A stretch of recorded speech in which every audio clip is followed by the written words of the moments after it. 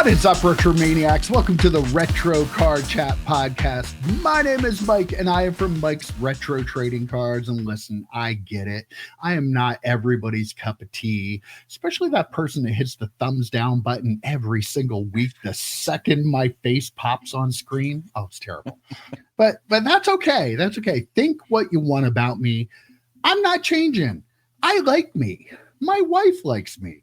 My dogs like me. I'm the real article. What you see is what you get. And what you get right now are these two guys, Joe Day and EP Eric Bahalik. How you doing, boys? What's up, Del? What's up, Del? Oh, man. Perfect. Please tell me you watched the documentary. I watched it last night, so that's why I had to do this to set up the beginning of the podcast. Yes. So, yeah, Did you get choked up? Be honest. Absolutely. I haven't watched it yet. I'm going. There's no doubt in my mind I'll get choked up. For those of you who don't know what we're talking about, John Candy, I Like Me, produced by Ryan Reynolds, directed by Colin Hanks, and they have everyone in it. Bill Murray's in it, Dan Aykroyd's in it, Catherine O'Hara's. I mean, it's just Martin Short's in it, Steve Martin. I mean, so everyone good. is in it. It is so good. And man, this is not card related, but possibly one of the most talented comedians of all time. Like just so good. He should have won. He should have at least been nominated for the performance in Planes, Trains, and Automobiles. I rewatch it after I watched the documentary. I got choked up again. I've seen that movie 30, 40 times. Yep. And I get choked up every time at the end. It's just so great. And that's one of the best scenes. So well done, Mike. Thumbs up on that intro. I'm kind of hoping that maybe I'll get a call from like a Hollywood producer or something, maybe. and they want me to go Hollywood. If I'm not here next week, you'll know that happened. That was my audition tape. I'm going to be cutting that up, putting it all over YouTube. Yeah. A little bit of drama for me. I usually give people comedy, but I don't want to be typecast. You know, I want to let our viewers know that I could go the whole spectrum of emotions with acting. So no, if you wanted to go comedy, you could have gone the Larry Bird doesn't do as much ball handling in one night as you do in an hour, or something to that effect. Yeah, great movie. Go watch that movie too if you've never seen Planes, Trains, and Automobiles. Yeah. So how's it going, boys? How's it going? I mean, I'm on the dark side of the moon here, as you can see. I was explaining to you guys earlier. I have a overhead light and fan that are controlled by a remote control. The remote control died, and of course, they're the most randomly small batteries known to man. I had to order them from Amazon. They're not here yet. On Monday morning, you would have thought they should have been here Sunday. It said out for delivery Sunday, but they're not here Monday morning yet. And it's that weird temperature in Pittsburgh where it's not hot enough for the air conditioner to really kick in, and my fan's not on. I'm sweating, boys. I'm a fat man sweating. It's not great. But you know, I'll persevere, as they say. You know, I'll make it through, I'm sure. A couple of quick things. First and foremost, this is the first time recording the pod that I am not hungover in the last 3 weeks. This is the first time in a month where I haven't been hungover. So EP, I'm going to join you this week. I made myself a little gin and tonic. I'll crack mine open while you're doing that. Ooh, more gin than tonic, I would say. Yeah, very refreshing though. I have That's coffee. a double. A little Kahlua in there or anything? No. Right. That's a bummer. Somebody has to drive this car. You need to get your PhD. Anyway, so I did what I wanted to mention last week that I've talked about Jim from Improved Collecting quite a bit. He does CGC unboxings. He does his own cleaning and pressing. The reason I'm bringing him up now is he actually got his first order back from PSA for comic books. So if you're interested, check out Improved Collecting. He's going to do a comparison of the prices he gets for them. He's going to start them at 99-cent auctions just to see how PSA slabs perform. Because all the PSA fanboys out there are saying, oh, I'm going to grade my comics with PSA. But when you ask them why they grade their cards with PSA, it's because of resale value. But then if that's the case, wouldn't you grade with CGC on your common? Maybe you're just a fanboy. I don't know, but we're going to get some good information from Jim. And then finally, last week, boys, I mentioned I had something special. I had a secret. I had a little surprise for you. So John, not my Star Trek buddy John, but John, who comments on our channel all the time, he bought into our Cheers break. He had told me that he had sent some cards, a little TTM, to John Ratzenberger. I think I mentioned this on the show. And Cliff from Cheers autographed some cards for him. And I'm like, I've never done TTMs before. I have a ton of leftover Cheers cards.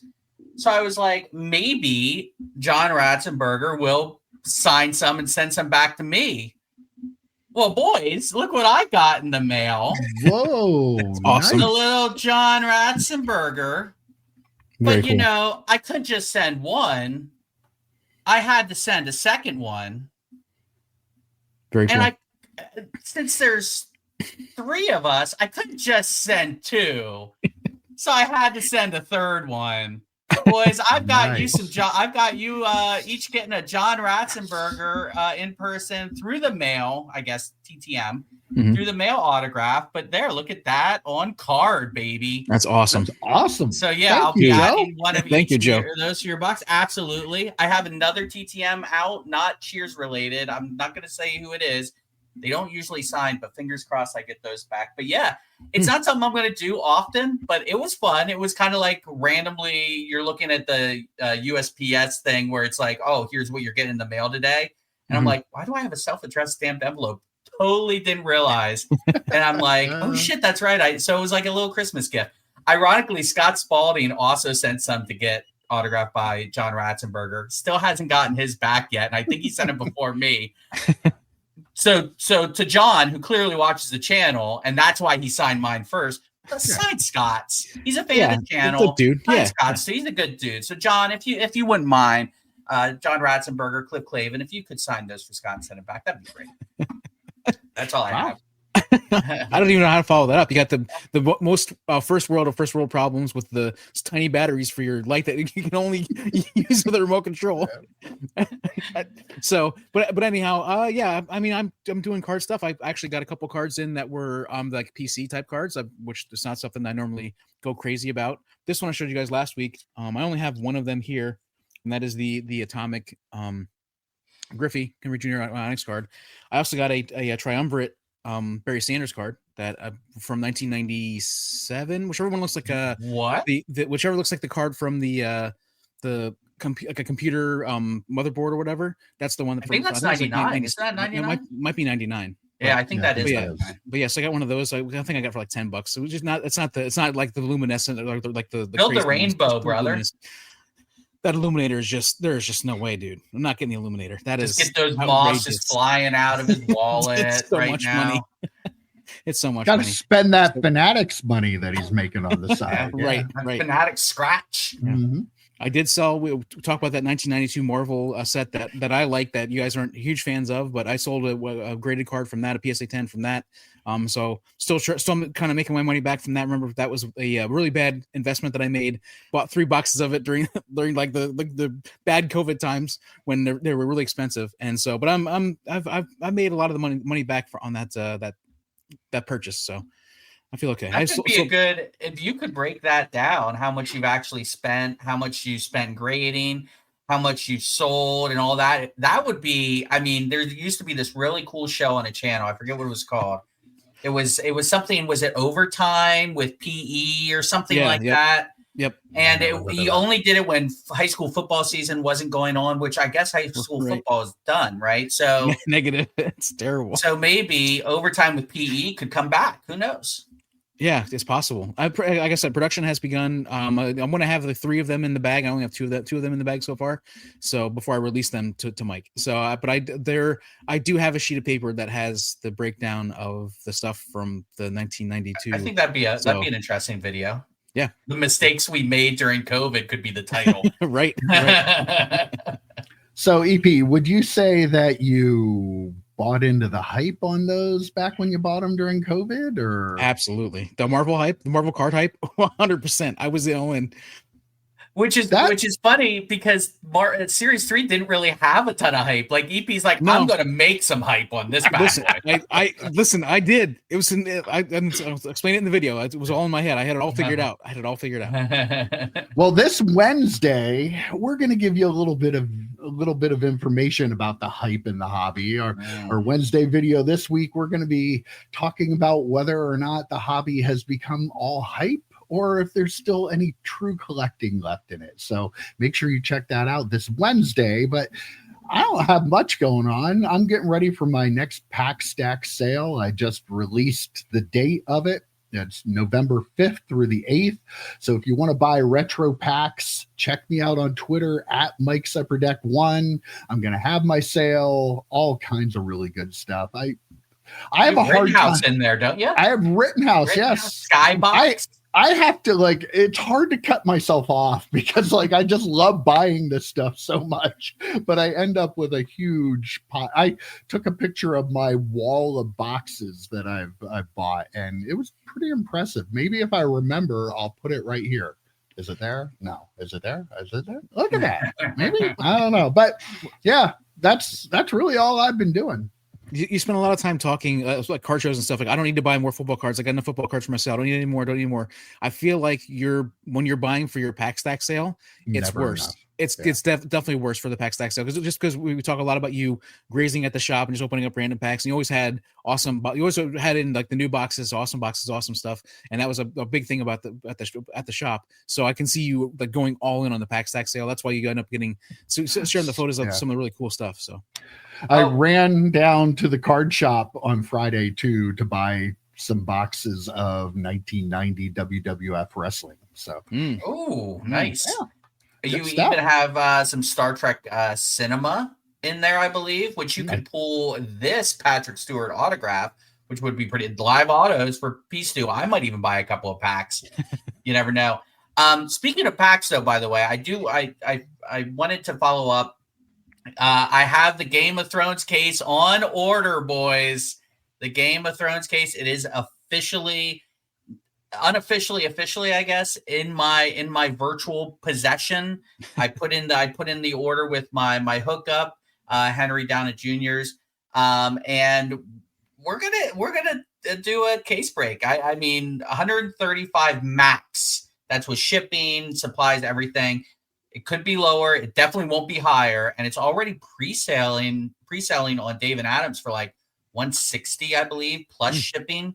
So it'll be quite a bit lower than any other retailer. And you'll have an actual chance of getting one of the big autos because we're going to get one of the case hits. When you order from Dave and Adams, they're taking just loose boxes from wherever. You don't know how officially case fresh you're going to get. Here you will. So I'm going to have some giveaways too. Henry sending up some case toppers from previous Game of Thrones stuff. So if you're interested, either comment down below or hit me up on social, JoeDay17821. And I believe it comes out the first week of December. So you have some time, but I did put the order in. I know EP's in for at least a box. Mike, you mentioned it. I think almost half of it. There's 20 boxes available, and I believe we're close to half of it already filled up. So if you're interested, let me know. I'm not buying a box because I don't know shit about Game of Thrones, and it looked weird if I opened the thing I was breaking to keep. But EP, you're gonna have to be on that episode. You're gonna have to be on that stream because I don't know anything about Game of Thrones. We'll have to, when we get closer to, we know when it is going to be. Like, I'm gonna have to take the day off work probably. So hopefully it's not a Wednesday. That'd be the issue. But my plan is to be there 100%. Or you could just quit your job and do this full time. I need to make money to pay bills, man. I can't. All the money you're getting paid by Fanatics. Come on. All right, boys, let's get into it. And a non-surprising announcement this week. Topps announced that there will be NBA debut patches in product this year. They did not specify. I'm going to assume it's probably going to be in Topps Chrome. I don't think they're going to have an update set for the basketball. I wouldn't think so. I would imagine we'll see that in the Topps Chrome product. But yeah, I mean, they look really cool. Pretty nice looking patch that they have on the jerseys there, but this was to be expected, but these are gonna be really valuable cards. The Cooper flag out of this, like, that could be worth more than the Paul Skeens. Yeah, maybe 100%. Yeah, I think the basketball universe has the collectors in the basketball universe have much deeper pockets and are willing to spend a lot more money than in baseball. Like, not that the people aren't spending a lot of money on baseball cards, but I think there's a lot more people because of the way NBA is like more of a global sport. I feel like there's definitely this card is going to be outrageously priced. Like I can't even fathom how much it's going to go for. It might be, it could push I wouldn't say, oh gosh, could it push the Jordan Kobe auto? Could it push the most expensive card ever? Okay. All right. Okay. Okay. Jesus. Okay. How much did Fanatics pay you? Holy crap. Listen. Hey, EP, this week, can you not only prop up our cards, but can you shit on Upper Deck as well? If that's possible, could you do that? I don't ever do that. No, it's never getting. That's the number one sports card, right? Cooper Flags. I saw him play a couple games at Duke. I don't think he's that good.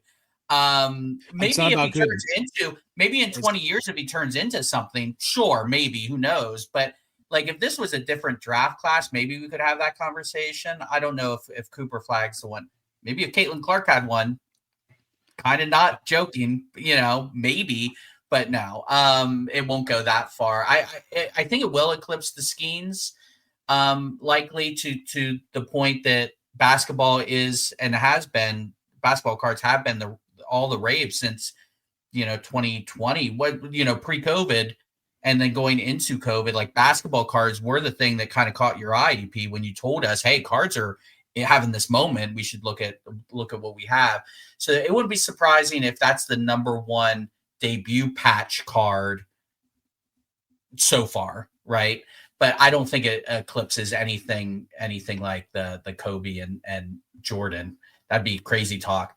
I have no problem with this. I like the idea of the debut patches. I've said that before. I'll say it again. I think we're on agreement on that. It's just, if again, just don't make a Wembanyama one. That would upset me. Don't make previous player ones and then try and pass them off. And I think, to your point too, EP, about basketball over baseball a little bit. Beyond that, to me, it's like, I think there are basketball collectors who have been kind of like yearning for something new, something licensed, something new, something from that isn't a prison specific. Yes. Yeah. That's something from Topps. And they're like, this is going to be something that everyone's going to be buying. It's the first year. It's going to be a 7-figure card for sure. And those cards across the board are going to be very valuable. I just don't bastardize them. Do these. These are great. But then, kind of slow your roll a little bit after that. What they're going to do is 10 years from now, they're going to do the debut patches that should have been or whatever. Like they did. I said that months ago. Okay. I said this months ago. Do that. Because they kept teasing. Was it Griffey, Mike? There were a couple different ones. Yeah. They kept teasing it on social media. Yeah. I'm like, so a little test balloon to see how many people are offended by these. It would not shock me if they do some of those years from now, where you do get a Wemby debut patch card. Okay, they are also going to have gold logo man patch cards like they did in the baseball for the MVP Shai Gilgeous-Alexander, for the defensive player of the year of Mobley, and the rookie of the year Stephon Castle. And this is, I don't know what sets. Those are obviously going to be in high-end sets. They've been talking about wanting to try to balance it. This is like, it's kind of interesting to me because Topps just took over basketball. We know they're doing base Topps. We know they'll do a Topps Chrome, but we really don't know what they're going to put out because they haven't done this before. They're saying they want to kind of balance some of the IP they already have with some new stuff too. Obviously, they're going to have a lot of high-end stuff because basketball buyers like to have that stuff. And that's fine. Just, again, we're getting tops, which we'll see. From everything I've seen, they're printing a ton of this, which they should. This is like, I'm not complaining about them printing a ton. They should. Give us a couple more, though. Again, we come back to this every week. Give us a couple more sets that'll be lower end that you print more of. I'm fine with you printing more of it if it allows people to buy something at a more realistic price. That's all we want. You can make the high end stuff to cover those people, but give us some other low end sets. That I'm a little worried with basketball that they we might already saw not. it, Mike. We already saw it before they had the license when they created Mercury. They're going to have Mercury sets for basketball absolutely. coming out for sure. They're going to keep that going. The high end will be fine. The People high that want end to buy high end. high end will be taken Absolutely. care of. Don't worry, everyone. There will be the flawless equivalent. There will be the National Treasures equivalent. Impeccable. All those equivalents will be created. They do have Transcendent, which I'm sure will be a big price tag. But again, and I'll give EP full credit on this one as well. He said for Topps baseball a couple years ago, print it to the moon. That's what it's for. And I completely agree. Topps base, print it to the moon. Throw in some of these hard to find chase inserts that they're making. Don't keep them all for your flawless equivalent, right? Like throw some of them in here. Even they do it a little bit with the debut patches, putting them in Top Scrum, but Top Scrum ain't exactly cheap. So, do something with the lower end stuff and give us more lower end. To your point, Mike, there have been throughout the years so many really good Topps low end cards, like low end sets.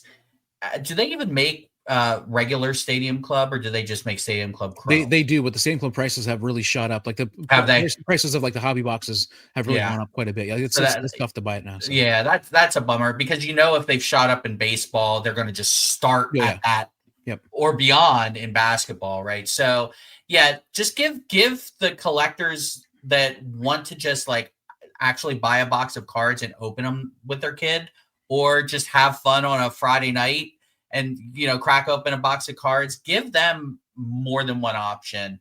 I don't know if they will, though, because that keeps the printers from printing high-end stuff. Right. They don't have to print Panini stuff, though, for basketball anymore. So maybe they will. Yeah, maybe. Probably not.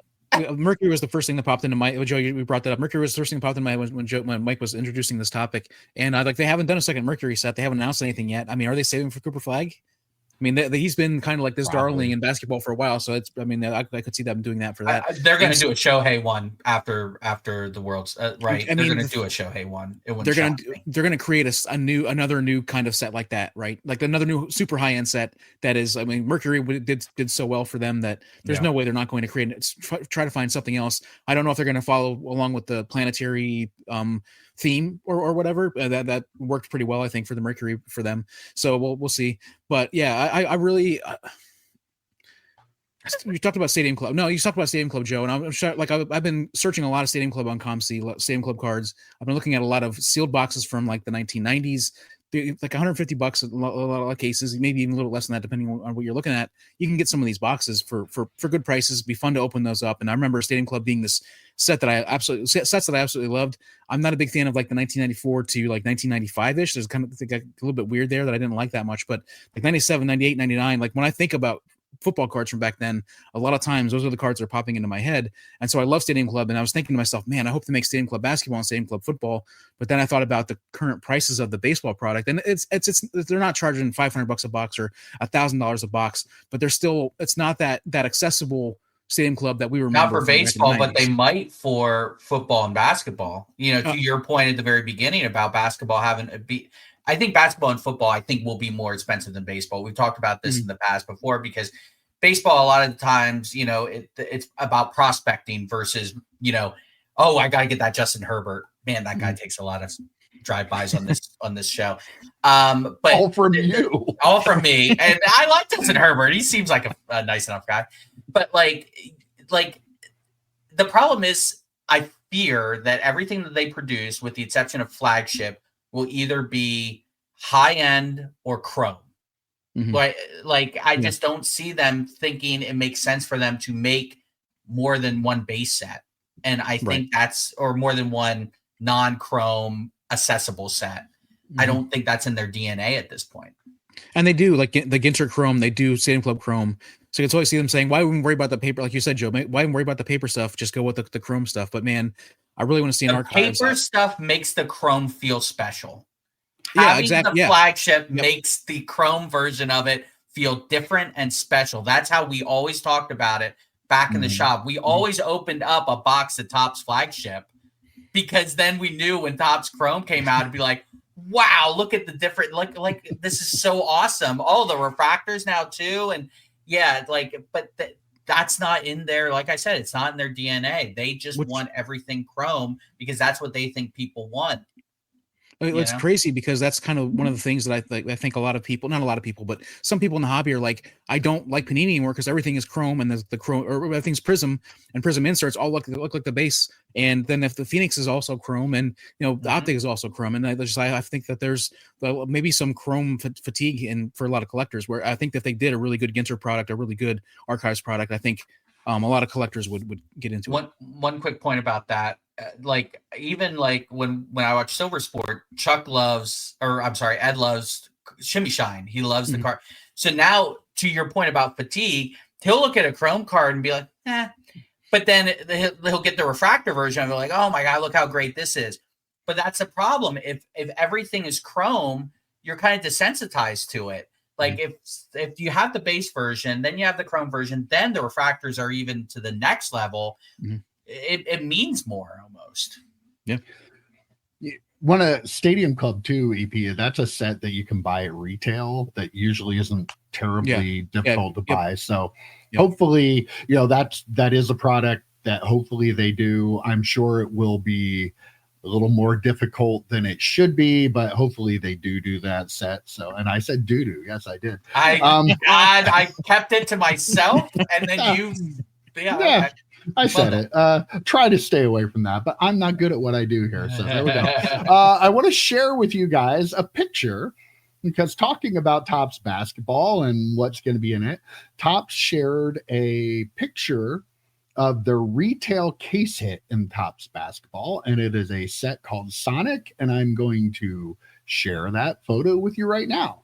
That is the retail case hit. What are your thoughts on this for one of their SP insert sets? Does it remind anyone else of Skybox Thunder at all from 1998, 1999 for some reason? Is that because of the name on his jersey, or? Maybe it does. Maybe it could have. It does have some of those elements, but also he's got says Thunder right there. And I didn't even think about it. It's subliminal, but I don't mind it. It's interesting that it's a case hit, though. It's also interesting that it's Sonic Boom, and Kaboom is like the big. It definitely has Kaboom vibes. Yeah, Panini. Yeah, so I'm wondering if that's intentional. Probably is.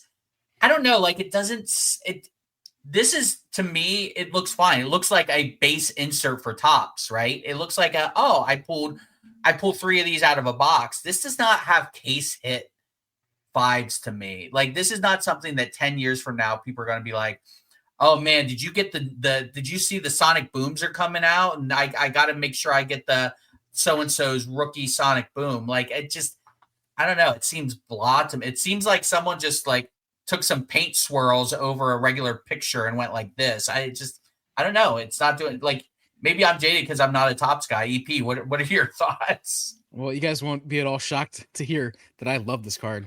Like, of course you do. I like. How much are they paying you to say that? I wish, man. I've said I like Kabooms. They call back to the Prisms, but I think this is like a Kaboom. Only you get that Stadium Club. You get almost the full art kind of a Stadium Club card, but then also the cool design of the fans in the background, the warping of the fans. because of the sonic boom. And I'm guessing that sonic boom, the lettering for that is probably like a gold foil, like a shiny gold foil that will probably looks better in person than it does in the screenshot, I think. I mean, well, you've probably seen it in person, EP, when you were at the headquarters. I did. Yeah, absolutely. Yeah. I mean, when I saw this card and I was like, okay, it's a Topps card, 100%. It is almost like Stadium Club-ish. We got the logos, we got the name Thunder, and the player name. And so like this, I mean, in my opinion, like basketball is back. Like Topps has basketball back, and this is a card that I don't think is going to have the kind of run that like the Kabooms and Downtowns have, just because they've reached this certain level. But I could see people getting excited about this card, and there's going to be a lot of people hyping this card up, and a lot of people probably spending more money than they should on this card. A lot of people. And then other people might hype this card. And then people spending money on it to keep the price of it up. That became one of those kinds of cards. But I do like the design. I think it's a really cool card. Okay. My thoughts on this. First of all, EP keeps saying Kaboom, and I don't see any other than seeing boom there. I don't. Yeah, there's nothing kaboomish about that card. Well, Kaboom has a really big word kaboom on it, and the big sonic boom on it also, and that kind of like, but also ends in boom. So yeah, that's part of it. So because it's like a kaboom, because they both have boom on it. Yeah. Just like Joe said, it was a Skybox Thunder card. The boom. I think it's closer to a Skybox Thunder card than a Kaboom. I do think they use the word boom specifically. I'm not saying it looks like boom, 100%. But I think they used the word boom specifically for that reason. Well, I will say this.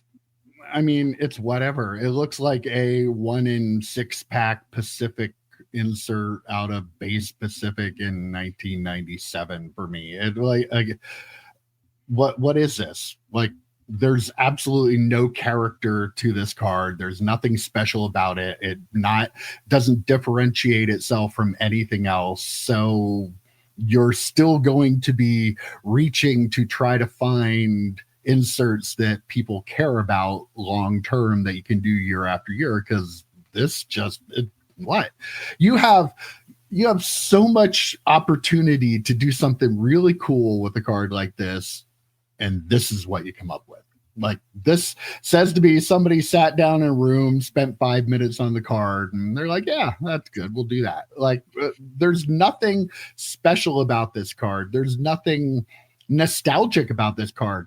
Topps hasn't had the basketball license since 2009? I expected them to, well, I shouldn't say expected, because I didn't expect. I know what they're going to do. I would hope they would spend a little more time to make it a little more special. This is your first offering, and we get this. And let me say, when Topps tweeted this out, I'm going to say easily 90% of the comments were the type of thing that I just said. People were the best comments it was getting was a meh from people. So again, but that's people on the internet saying meh about something. No, they were saying meh. No, but I will say, to EP's point, it's a fine, whatever enough insert. An insert, like I said, if you got 3 of these in a box, it's not special, right? It doesn't like pull me in. Like, I need to collect these for the next 10 years. I need to make sure I collect my player's rainbow or whatever. It just doesn't. It doesn't, like you said, Mike. It doesn't grab you, and You've been on the forefront of not liking Topps inserts in general. I remember 3 cards where EP used the Topps Stadium Club insert, and you're like, I really don't. I don't. So like, but Topps has never been really that great at inserts. It feels like I just there's some, they have some, but like, I don't know. There's just like, EP. What would you? There's got to be something in their Topps IP from the last however many decades where you can take something that hasn't been a case hit and turn it into a case hit from 20 years ago and just kind of rename. Like Upper Deck has done that with a lot of their IP from Fleer and Skybox, taking things that were just normal inserts or even base cards and like EX and turning them into these like, wow, these are like case hits. These are numbered super short prints, blah, blah, blah, blah, blah. Topps needs to do something like that, don't they? Yeah, I mean, give us an all etch chrome insert set from Topps flagship. So give us a chrome insert set that is the all etch, and don't put all etch in the chrome stuff. Like the only place you can get this is as an insert that is a 1 in 64 packs, or like a really tough to pull. Like the all etch is something I like those cards back in the day. They were very cool. And then also like refractors, of course. Like the refractors are like 1 in 144 packs or whatever. So I mean, I think that would be a set that would be exciting. Again, though, you can't like just have all etch in across all the different, like across Chrome as well. It needs to be a specific set just for the Topps flagship. I think people would get excited about that. And Topps has a lot of really cool insert cards, like mid to late 90s, that they could just go back and pick that and start making them today. And you would get the newer collectors going, oh, that's a really cool looking card. And the older collectors saying, wow, that's nostalgic. I had the Michael Jordan of that. There is a lot to be said about people who might be able to get a LeBron James card of the same insert that they have a Michael Jordan card from the 90s. Yeah. Like that nostalgia, you need to embrace that, because they have so much of it, and they do it a lot in baseball, but because they never stopped making some of this stuff. But they have a huge opportunity here that I just like. You get this, like you're trying to create something new when you have stuff that you could make, but maybe it costs more money to make, because you have to print it a certain way, or I don't know, maybe they don't even have the capabilities to print some of that stuff anymore. But well, they should though. They should, because they're printing a lot of that type of stuff for Panini, right? Yeah, like that's true. Like they do have that capability, and yeah, all etch would be a great that would be a great insert. Like higher EP, we joke, but come on, like all etch is a way better choice than what you gave us with this knockoff, not quite a kaboom sonic boom bullshit. Like, yeah, I mean that would be the call. They also, though, they have like these products that they shuttered a couple years ago at this point or whatever, like Topps Gallery. Give us a Topps Gallery insert set, and then have the Gallery of Heroes be like another part of it. There are a lot of different things they have there. How they haven't used Gallery of Heroes, like Mike said, for the Marvel product. Right. And then, come on. Topps Gypsy Queen was one of my favorite sets when I got back into it in like 2012. Like, give us an insert set that is Gypsy Queen-esque, like, and call it Gypsy Queen, make an insert set. They have a lot of IP that they tons and tons and tons of it that they could mine to make some really cool stuff. Yes, they do. Okay, on to a little bit of controversy that was in the hobby this week. If people aren't on social media, specifically Twitter, they might be wondering why there are so many. Yeah, congratulations. They're probably wondering why so many YouTube content creators are making videos this week about PSA upcharges. So let me explain, because Geoff Wilson, he does such a great job of trolling. He really does. People take the bait every time he trolls because he's Geoff, and fantastic job to you, Geoff. But this week, he fired everybody up on Twitter because he posted about a card that he got an email from PSA saying he had an upcharge on. He's like, the greatest email you can receive is PSA telling you have an upcharge that's going to make your card $100,000 card. I would, first of all, argue, I would think the greatest email you would get would be them saying, congratulations, you have a $100,000 card and we're not upcharging you. But I digress. So this, of course, was the bait, and everybody took it. And my whole feed on Twitter all week has just been everybody giving their opinions on that. So we're going to give you our opinions on it, right? But I mean, he got like almost a $4,000 or $5,000 upcharge on this card. I believe there's validity on both sides of the arguments. The comments I was seeing, you have a lot of people that are just like, I'm happy to get it. My card's worth more. Other people are like, well, what if you don't have $5,000 to pay this to get your $100,000 card? Not everybody does. Both sides are a little bit right. Some are a little bit wrong. Unfortunately, we know this is how PSA does things.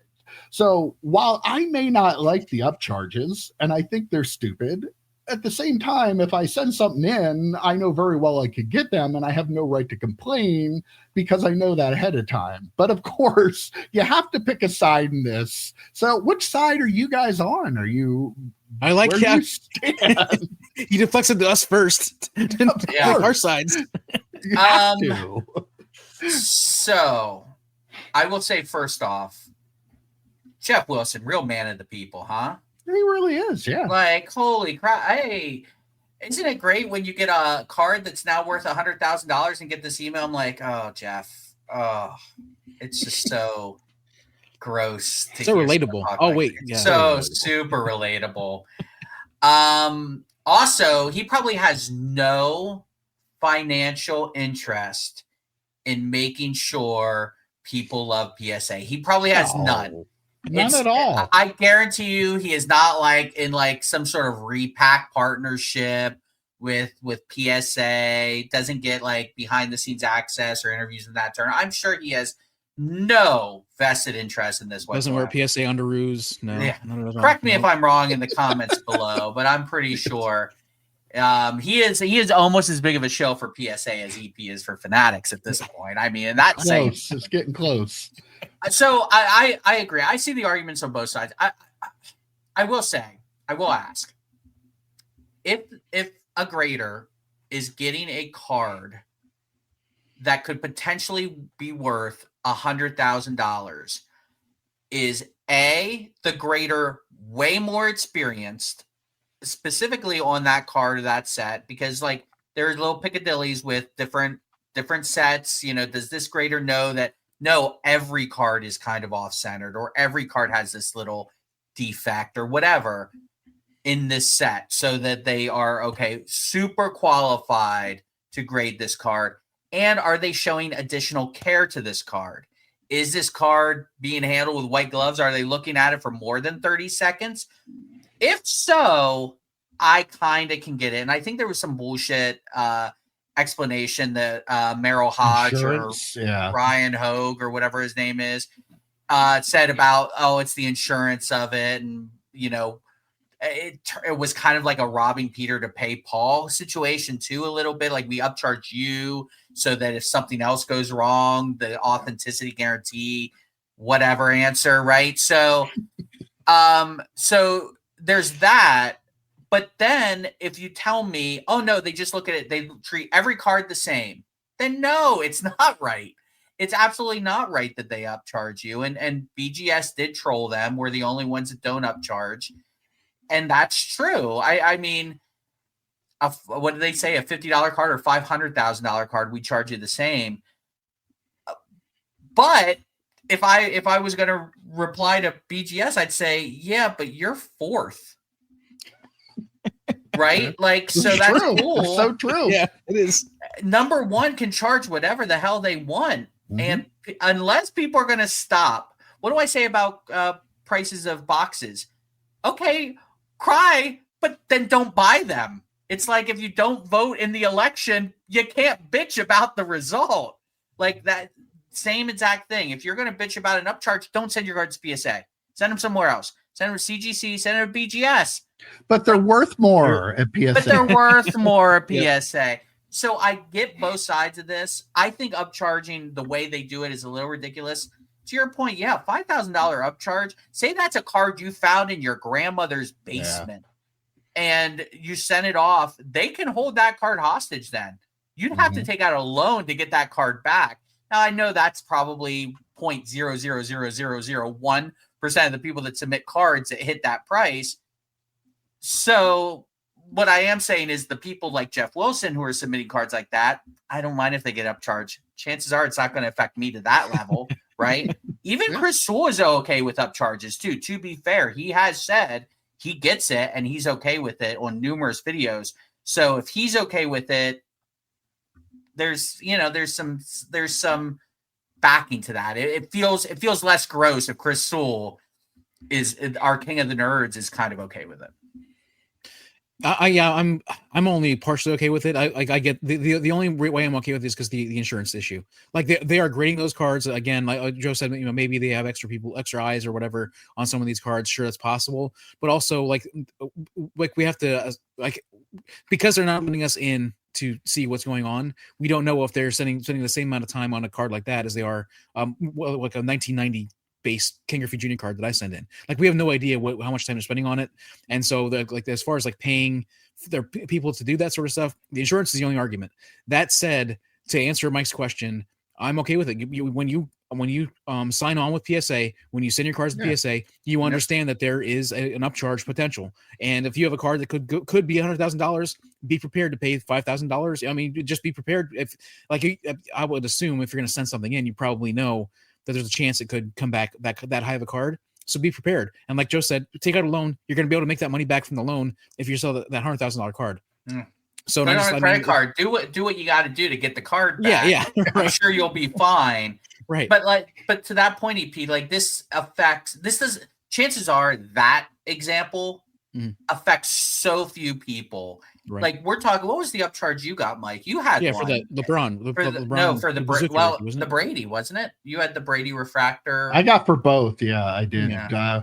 I don't remember what it was though. I think it was the fact that it wasn't memorable. Yeah, it was right. Yeah. So it was like $100, maybe $200 max or whatever. Okay, so the one thing I do have an issue with upcharges is like timing of things, right? So if you're gonna grade a card and then the upcharge, do we know by the time you get that card back that card is worth what it was worth when you sent it in? That's another issue too, because of just how the hobby is. It changes from a single pitch to a single game to a single week to a single season. It changes so frequently that could be they're upcharging you for something they really shouldn't have upcharged you for. Who's making those determinations? Who are who's the man behind the curtain saying, "Oh, this card should be worth this amount, so we need to charge you this amount."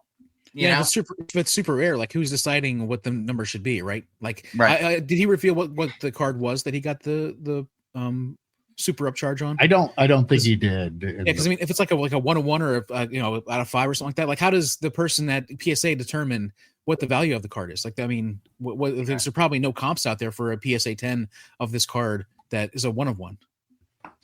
Well, there's one person that doesn't like the upcharges, and that person's name is Nat Turner. Yeah, it is.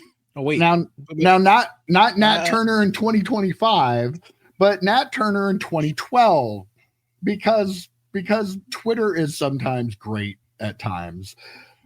Somebody found a blowout forum post by Nat Turner from 2012 where Nat was complaining about the upcharging that PSA did for their car. Oh, 2012.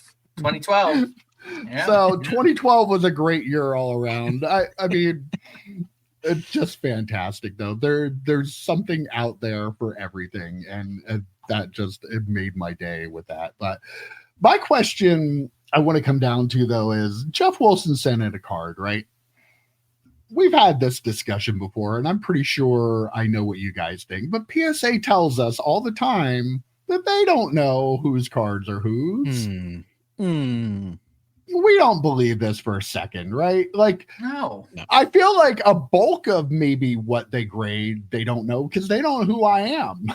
They know who Geoff is. They know who Nat Turner is. You can't tell me when Nat's cards are being graded that they don't know they're grading Nat's cards. He's standing there with them, right? Well, are you sure though? I don't think that looks that bad. I joke, but all the corners on that card, all the corners like that. You say you joke, Mike, but I'll tell you this, and EP can back me up. We watched Little Victories, and what set is he trying to put the gold one together of? Gold from 2003, Topps Chrome Gold, I think, right? Is that what it is? Topps Chrome Gold basketball. Yeah. And there is one card that he said is always shortcut. Like every single card that he's ever seen of this is, so it's very, very difficult to get graded. Guess who has that card graded? Because he's kind of battling with Nat Turner for that what do they call it? What's the registry? He's kind of battling Nat Turner in the registry. So Nat's is graded, but he can't get one graded because they say it's like min size, whatever. So yeah, I'm pretty sure you joke that he's in the room. He had the what's the Stadium Club insert that EP you just bought the one of? Triumvirate. The Triumvirate. Remember, he had the Jordan Triumvirate that had a little piece of the thing. And okay, sure, he wasn't in the room for that at all. Like, come on now. 99.9% of the time, they don't know who it is. Guaranteed, they don't know who it is. Just because they don't know who the person is. Because they don't know that who John Smith is, right? Right. But I guarantee you, they know the name Geoff Wilson. I guarantee you, they know the name Nat Turner. There are probably a handful of people that they absolutely know whose cards are who. Which I'm not saying then that leads them to grade them differently. But it begs the question, right? Yes. It absolutely begs the question. There, I mean, there is a shroud, like there's like just a cloud over top of it. It's like they're not being transparent about it. Yeah. My thought was like, if you get this card, this $100,000 hammer, like, and you're grading it, it's like, oh my god, look at this card. Like, you're totally gonna look and see, double check who is this person that sent this in. Like, there's no way you're not gonna find out who that person is that sent in this card if you're a grader who gives a crap about cards and stuff. Like, I mean, I would definitely like see the name just to see the name. Even and then if you see it's Geoff Wilson, I know who Geoff Wilson is. Did Nat respond? Did anyone tag Nat on that blowout forum? Because he usually responds to shit. Did he respond to it? No. Let me correct you. He does not usually respond to shit. He will randomly respond to stuff. But then prove that he's when people call out his stuff, he never replies to it. So yeah, he's very selective, but makes it look like he does. But if somebody calls out something like that, you'll never hear from him. So but again, at the end of the day, are you gonna stop sending PSA? Anyone? Nope. Anyone? No. We're signing up for it every time. EP is going to continue flowing cards in their direction like he does. I got 6 there right now. Hopefully one of the cards he's sending is not a Leaf Michael J. Fox autograph because PSA is apparently refusing to authenticate this is bullshit. The autographs Michael J. Fox that Leaf just recently released, that Leaf has video evidence of him signing. Now, yes, we understand that a lot of people's autographs normally over time will change, especially as they get older, but especially when you have Parkinson's and you have an affliction like that. Like, I feel like this is laziness on PSA's behalf, right? Like, you could authenticate this. I saw some people, the PSA fanboys, defending, well, why didn't Leaf send them the video? Because they're not the person that's authenticating it. The people that are authenticating it should do the work to find the examples. That's what they get paid to freaking do. Yes, well, it's what they're supposed to do, being paid to do. But this just blew my mind. Like, I feel like his autographs, like, to be able to have a chance to get his autograph now is really special because you don't know how much longer he'll even be able to sign. That's a very special thing. Do a little bit of work on this. You're the #1 grading company. You have to do a better job on the authenticating side. Am I wrong? No, you're not. This one feels even grosser to me than the Pele one. Remember when they did the same thing with the Pele autographs? Yeah. The dude was like 100 and he's signing these cards. Okay, age, your autograph changes. Michael J. Fox, like, it almost feels gross for them even to question it. Like, you have to believe that Leaf would, and Brian Gray's not there anymore. I would have believed it then that Leaf is going to lie about Michael J. Fox's autograph on card, which is very rare for Leaf too. By the way, to have on-card autographs, which is really, really cool that they did. They probably had to because of his disease. Yeah. It's like kind of like Patrick Stewart now has to sign oversized cards because of if he's going to fully sign them because of his arthritis. Like, there are just certain things, and it's like it is incumbent on PSA to reach out to the company and say, "Hey, can you show? Do you have some validation for these?" Instead of just sending them back. I will put some, not even, blame's not the right word, but I will say, if you were someone who pulled a Michael J. Fox or bought a Michael J. Fox autograph and Leaf released the video showing that Michael J. Fox is signing them, why does it need graded? Why does it need sent to PSA? Put it in a pro mold. If it's for your PC, put it in a pro mold. Display it. Be happy that you have it. Not everything needs to be graded. Leaf showed you that it was authenticated. Leaf showed you that it was real. You pulled it. Just be happy with that. Like this is the prime example for me for that. It's just like, just be happy that you have this card. It doesn't need to be sent off to PSA to be graded. Not everything needs to be graded. I mean, what? Did you hear that? I did hear that. My only argument would be, and Joe, I think you could probably relate to this. If somebody's collection is all PSA graded stuff, it is. I wanted to add, I mean, that is, I could see that too. Maybe they only have 10 cards in their collection and they're all PSA graded. They want to add Michael J. Fox card to be the 11th. I will give that a pass. I get that because I am of that OCD variety, right? Where I like everything to be. Though, if you look at my case, it's not. That's not the case with the stuff I have behind me. It's kind of a hodgepodge. I will ask this question though that I don't think anyone else is asking: if you bought this card on eBay, would it pass authentication? Authentication by PSA. By PSA. Yeah, interesting. That's a good thought. I'm curious if it reaches the threshold where it needs to be sent for authentication. Does PSA pass it? Well, they shouldn't. If it passes authentication, they should grade it. Yeah, they should grade it. Right. So yeah, it has to be either no or yes. Or yes for both. Yeah. Right. Yeah. Right. But I contend that the left hand doesn't know what the right hand is doing over at PSA most of the time. Well, again, like we said before, like the graders that are doing the authentication are they're the cops that killed a suspect by accident, right? Yep. You're back. You're on that studio, Pally. And this whole thing feels a little grosser looking back at the previous segment where they're charging these massive upcharges, but they're too lazy to bother to their authenticators are too lazy to just bother to do a little bit of extra work to get it authenticated. Like they just look at it. They probably just looked at it and said, well, this isn't his autograph, and threw it aside. So we can't do these. Like that is this. It feels egregious considering the $5,000 upcharge in the previous segment. All right. So news came out this week that StarStock is closing down. And I said to you guys in the text, I'm like, I don't even know what StarStock is, but I lied because I went to the website and I'm like, oh yeah, I've been here before, but I don't think I've ever purchased anything from there. But you guys said to me, it's kind of like ComC, but not as good. Like that's absolutely what it was. But yeah, they're closing. We got an email from a friend of the podcast that said that they need to have if you have cards there, you have to get them out by the end of this month, was it? It was something like that. Yeah, it was like a pretty quick considering. Yeah. So what are your thoughts? Have any of you used or bought from there? Yes. I'll let EP go ahead then because I haven't.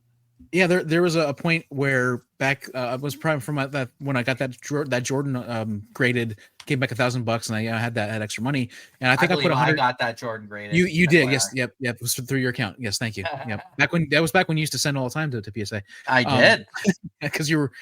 Was that post or pre the giant order that was gone for like? I think it was submitted post. But I think I got those cards back before somehow. Okay. I don't know. Right. It's completely possible. That makes sense.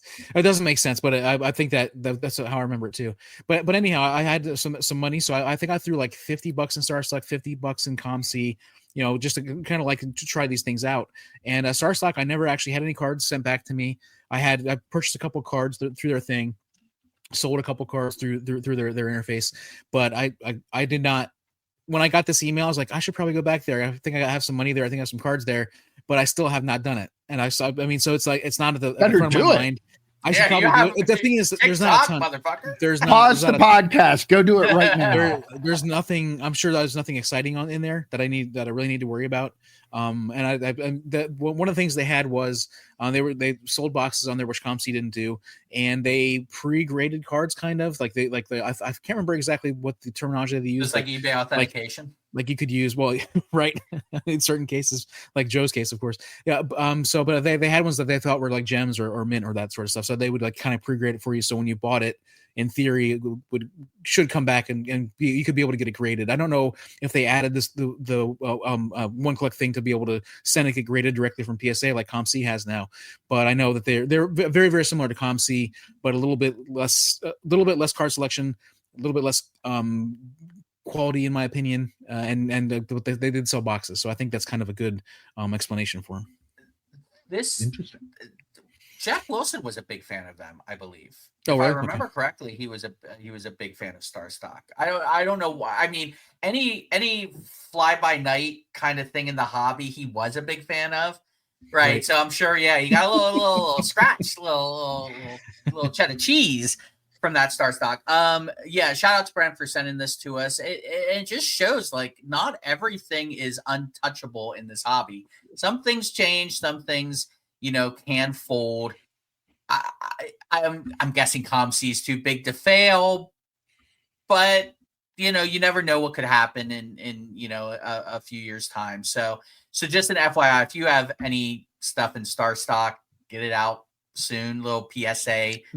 Yeah, that email, everyone. by the way, felt really like doom and gloom. Like really, like you better get your stuff. Yeah. It ends like October 31st, something like very doom and gloom. And it was like they would auction them for you, maybe starting at 99 cents, and whatever you get kind of thing. It was a very long email to basically say, yeah, we're done. We're kind of we're done with this whole card thing. So figure it out. Yeah, it was wild. All right. I have some interesting grading numbers here for the week of October 5th through the 12th. This is the total grading across all the different major graders. There were 297,910 Pokemon cards graded in that week. In a week. So Across almost 300,000 yes. Pokemon cards in a week. Okay. There was 51,104 baseball, 45,501 football, 36,126 basketball. So you have over double the amount of Pokemon cards than all the sports combined for the week of October 5th through the 12th. As much as we've talked about grading numbers and we've seen it, like just seeing it broken down like that across everything just still blows my mind. It's not usually double what everything else combined is in sports. And this is almost like the perfect sports time, right? Like the baseball playoffs are going on. We're knee deep into the NFL season. Has basketball started yet? NHL started. Basketball is about to tip off. You've got NHL is going on right now. So the fact that we're in kind of like that, like if you have a husband and you're a wife, chances are you're not going to see them because they're going to be in their den watching sports pretty much 24/7. Like, so for like, this is like the perfect week to look at this and go, holy shit, Pokemon is massive. Because if we can't even get to half with the three major sports, kind of knee deep into all of the big events of those sports, kind of crazy if you think about it. Yeah, 300,000 in a week is just insane. That's a lot. Like I can't fathom it. Like Did that something number new come out for Pokemon. Pardon. I mean, every 3 months something new comes. Every 6 months something new comes out. So it probably. I bought 2 packs at Kohl's Hardware. The hardware store here in town, like the little small hardware store here in town, actually had a giant display of Pokemon cards. And my niece's boyfriend works there. He said somebody came in and bought everything else they had, spent like $500 on their Pokemon cards, just bought everything they had there. And so I mean that's where we're at with Pokemon right now. Hold on. So your niece's husband works there. My niece's boyfriend. Yeah. Or your niece's boyfriend works there. Can he not give you a call when they're going to refill the end cap? Well, I mean, probably, but I'm not going in there to buy $500 worth of Pokemon. I'll buy not with that attitude. Wait, did you go in there specifically to buy Pokemon? No. I need to get one of those stoppers for my toilet. So I was like, and I was like, I'm walking up to the front, and they had football and baseball and basketball cards before. By the way, Kohl's with a C. Everyone who's thinking about the discount clothing store, Kohl's with a K. Yeah, it's like a small town. I think there were like two or three of the total stores in the entire region. And they had this like giant display. They had tons of them there. I bought two, but yeah, somebody came in and ended up buying all of them. So just it's wild that Pokemon is like people you can't find. We talked about it, ETBs at stores or anything like that. But the other thing though, like if you had told me back in 2012 that there were 36,600 basketball cards being graded in a week in 2025, I probably would have bought more basketball cards, and I probably would have graded some cards back then, just because like that is the lowest number on the list that Mike read off to us. Like it's crazy to think about where we're at right now and with the things being graded, let alone the 300,000 Pokemon cards, which is just crazy. I've said this so many times when we've done the monthly grading numbers. Beckett, when they were in distant fourth, grading like 60 or 70,000 cards a month. I said, if you went back in time and told Beckett, you're going to be grading 70,000 cards a month, they would think they're ruling the world. Mm-hmm. Like every other company shut down. Like the fact that we're at 300,000 Pokemon cards plus almost 150 non-Pokemon cards, 150,000. We're talking close to 500,000 cards in a week. In a week. That is ridiculous. That is absolutely ridiculous. What are we doing, people? And we're going to talk about some base cards getting graded on the Wednesday show. They're not all good decisions, everyone. Keep that in mind. Most of them might be bad. Most of them are bad. But they feel good at the time, they right? Feel great. Yeah, absolutely, 100%. He's grading base Marvel Series 3 from '92. He's living large, baby. All right, I've got a little quiz for you guys. Yes, because I know that you guys, we did the quiz about modern baseball. Now I'm going to quiz you a little bit on modern basketball, because I know this guy is an expert. Basketball expert. Yes, he is. So I have in front of me, I'm going to let you guys work on this together again, because right. I feel like that's only fair. If my list in front of me of the 10 most collectible NBA players currently.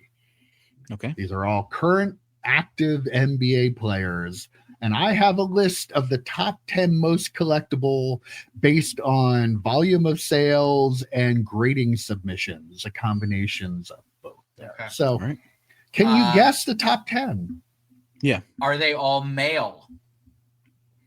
Yes. NBA. Okay. NBA. Okay. NBA. It's not basketball in general. Okay. Wemby. Number 1. Very good. Off to a hot start. LeBron.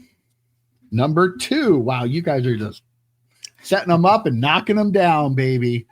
SGC. Are those his initials? Yeah. SGJ. SGA. Yeah. Every time someone says I'm going to grade my SGA with SGC or whatever, I'm like, it blows my brain. But yes, him. Yes. Shai Gilgeous-Alexander is the reigning MVP, NBA champion, and he is number 8 on the list. Wow. So, yeah. Well, I mean, Steph Curry is probably number 3, right? Steph Curry is number 5. But really? let me say, man, is he a good golfer. Is he? You know how I like my YouTube golf? Mm-hmm. Bryson DeChambeau did a break 50 series where they play from like front tees and they do a scramble, and did it with Steph. But they use so many of his shots. He's so good. Remember, he was the executive producer of that mini golf show that we love, Mike. Yeah, he's big into golf. Ant-Man,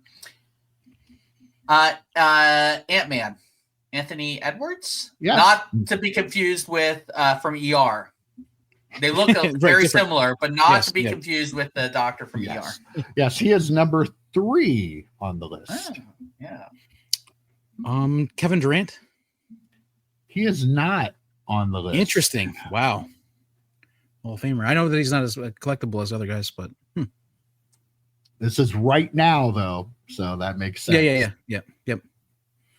Joe, I see I'm really bad steam at coming out of your. I'm so bad at basketball. The That's fact why that I it's got so as much many as I fun. did. Yeah. I don't know. EP, do you have another guess? Yeah, John Morant. John Morant is number 10 on the list. That's a good one. Joe, there's one out there that you know, and you're not thinking of him. Don't answer this, EP. Give me a little hint. Give me a little taste. Give me a little hint. He got traded in a big trade that surprised. Yeah, the white boy, Luka. Yes, would be Luka. Okay, all right. You have number 6, 7, and 9. Get number 7 next, EP. These are difficult. 6 and 7 are really difficult. 9, not as difficult, but I don't know that you'll think about it. Kawhi Leonard. Paul Perkins. No and no.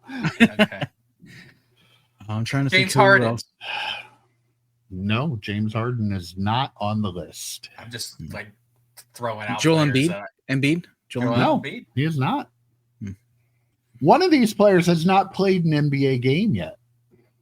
Cooper Cooper Flag. Flag. Cooper Flag is number 9. Wow. His name was in my head, but I'm like, well, he hasn't. Does he have cards? Oh, okay. Yeah. And I mean, just because of the number of cards graded, Zion Williamson, is he on the list? No. No. Okay. I don't think you're going to get these next two. All right, let's hear him. One of them. Well, I'll give you a hint. Yeah, if you give me a team name, I might be able to get it. I'll give you a hint. Praying. Come on. Praying. Preying. Like a No, praying. Like you're. How do you end a prayer? Amen. Amen Johnson. Not Ahmed Johnson. Amen Thompson okay. is number 7, and number 6 is Brandon Miller. And you'll never guess it. I've never heard of those players. I think is it Amen Thompson? Amen Thompson. I think he was a rookie like last year or 2 years ago. Like he's a relatively newer player. I have some of his cards somewhere because I know. And when I was doing the retail rips, I think I got some of him. So. Quiz for you, Mike. What was Ahmed Johnson's name in WCW when he joined Harlem Heat 2000? Oh man, I should know this, and I will know it. Remember, Booker lost his T when he lost the match, and he lost all rights of the IP of Harlem Heat. So they gave Ahmed Johnson Big T. Big T. Wow. Remember, he was he was all the weight. Yeah. Yeah. He stopped working out and just got really fat. Yep. Just like the Penn State Nittany Lions. I have not mentioned.